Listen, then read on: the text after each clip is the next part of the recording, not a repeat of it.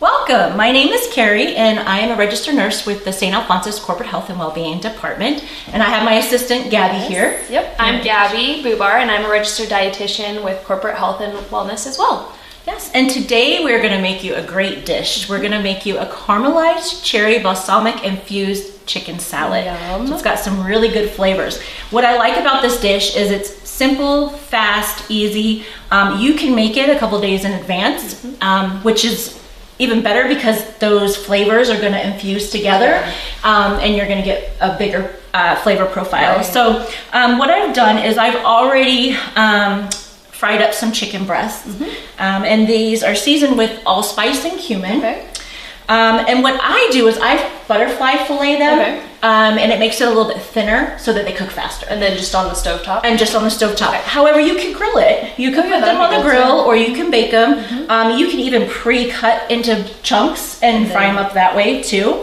And then I just use some olive oil cooking spray just to prevent them from sticking. Yeah, and so we're just going to cook this, cut up this last piece here. And you want, when you're cooking your chicken breast, you want to cook, or when you're cutting it, you want to cut it with the grain. So that's what we're going to do. And you can make it any size that you want, bite-sized pieces. We're just going to chop it all up here. And did you temp your meat when you were cooking it? Yes. Okay. So I used a digital thermometer. Nice. So I ended up getting a digital one because every time I would go in my cupboard to get the fancy, non-fancy one, I should say, it'd always be broken. Yes. And you have to calibrate those. It's a little more difficult. Yes, and it would say the meat was like 800 degrees. Yeah. It really wasn't. That's not right. So we are going to put all this back in here. That looks great. And then I have also made a balsamic reduction. Oh, yum. And so what's in here is balsamic vinegar. Okay. I've got some red onions. I've got some dried cherries. Oh, nice. And I have some red pepper flakes. Okay. So I use the dried cherries because it's faster. Yeah. But you could use fresh ones. Okay. But the dried ones are going to give you a better flavor, a little bit sweeter, than using the dried one or using the fresh ones. So with this, I just put it on the stovetop and cooked it for about 2 minutes. It's a half a cup of balsamic vinegar. Okay. However, you want it to reduce down to about 1/4 of a cup. Okay. And so just watch it. You just watch it. Yep. And we're gonna put all these ingredients in a bowl. So we're just gonna put that balsamic reduction in there. And it's just looks like whole cherries? Yep, just whole cherries, whole dried cherries, yep. And then we're gonna add some quinoa. And so I've pre-made this. However, you can buy it already pre-made. So if you're wanting, a faster meal and a faster way, you can have it on hand. But we just cooked this, and we just followed the directions on the package. And just boil it. Yeah. Yep. So Easy.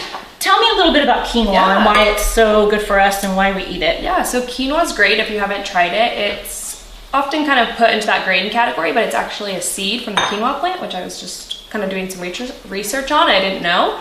But it's, similar nutrient profile to like rice or other grains that we really like a lot of fiber and micronutrients that are beneficial for us in there. So it's, fun to switch it up, and you can add it in with other dishes instead of, like your typical rice or your pasta. Yeah, good. So I just mixed that up a little bit, but we are going to add some slivered almonds to that. Okay. Gives it a little bit of a crunch. Yeah. You could add some apples. If you wanted to add some apples, some fruit. So I've got some olive oil. Okay. And we got some salt and pepper. Just to season. Just to season them. I got them mixed together, so season to taste. Okay. And then about a teaspoon of sugar. Okay. And it's a very small amount with this big of a bowl. So I mean, you could leave it out, but it's going to take away some of the flavor of the sweetness. Some flavor there. You don't have to use it, but we're gonna add some in. And then we're just gonna mix that all up. Now, what's nice about this, again, I said you can make it a couple days in advance, but you can eat it several different ways. Yeah. So we're gonna put it on a bed of lettuce, but you can make a lettuce wrap out of this. Oh yeah, that would be really good. And you could also put it in a tortilla. So if you wanted to make some tortilla wraps, you could do that. So let's go ahead and put some, greens down. We've got some green leafy romaine over here. That's about good. We're just gonna put a good helping. And this makes a lot, so you can put as much as you want on there. Yeah, and a good meal prep to make, you know, ahead of time. The weekend before heading into the weekend for lunches throughout the week. You could just prep it on Sunday and then you're good on Monday and Tuesday, and it's fast and it's easy and has some good nutrients and it tastes Looks wonderful. really good. Awesome.